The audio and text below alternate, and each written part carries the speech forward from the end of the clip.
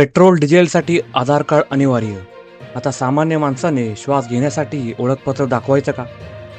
आता petrol diesel घ्यायला आपण आधार कार्ड लागणार. होय, तुम्ही अगदी खरं ऐकताय.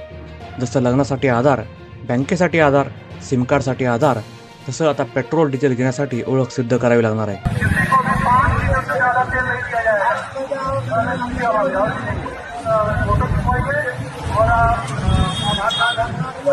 बाकी फाइलों के द्वारा जांच कराएंगे। अगर इनके पास सही पाया जाएगा तो इसके विरुद्ध जीएसटी का मुकदमे का कार्रवाई की जाएगी। तो भी शासन का आदेश है और उसका पालन होगा। उत्तर प्रदेशच्या महाराजगंजमध्ये पोलीस पेट्रोल पंपावर अनाउन्समेंट करतायत 5 लिटरपेक्षा जास्त डिझेल मिळणार नाही आणि डिझेल घेण्यासाठी आधी आधार कार्ड दाखवा.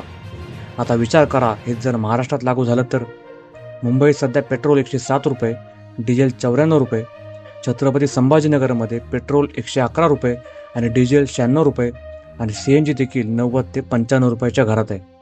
म्हणजे आधीच खिशाला आग लागली आणि त्यात आता मर्यादा आणि ओळख तपासणी. तरीसुद्धा सरकार म्हणतंय महागाई नियंत्रणात आहे. पण जनतेला विचारलं का कधी? दररोज किमती वाढतायत आणि आता पेट्रोल डिझेलवर बंधनं. नेमकं चाललंय काय? जनतेच्या गरजा कमी करायच्या की त्यांच्या स्वातंत्र्यावर मर्यादा आणायच्या? एक शेतकरी ज्याला शेतीसाठी डिझेल लागतं तो काय करणार?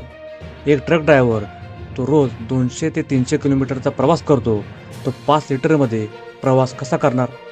आज पेट्रोल डिझेलसाठी आधार कार्ड, उद्या कदाचित पाणी, वीज, अन्नासाठी त्याची गरज पडेल का? ही व्यवस्था आहे का नियंत्रण? तुमचं मत काय? हा न्याय आहे का अन्याय? कमेंटमध्ये नक्की सांगा, कारण प्रश्न विचारणं थांबलं की अन्याय सुरू होतो.